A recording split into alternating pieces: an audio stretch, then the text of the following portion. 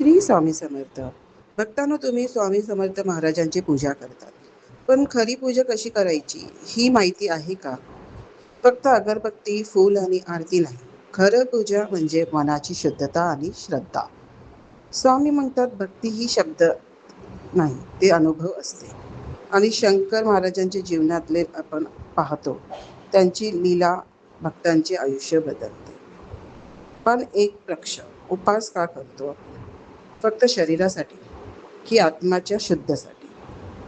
विज्ञान सांगत उपास शरीराला डिटॉक्स करतो आणि अध्ययन सांगतो तो मनाला शांत करतो.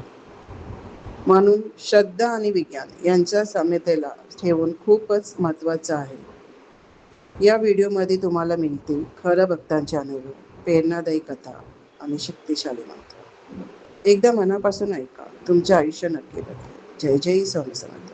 कमेंटमध्ये नक्की लिहा श्री स्वामी समर्थ.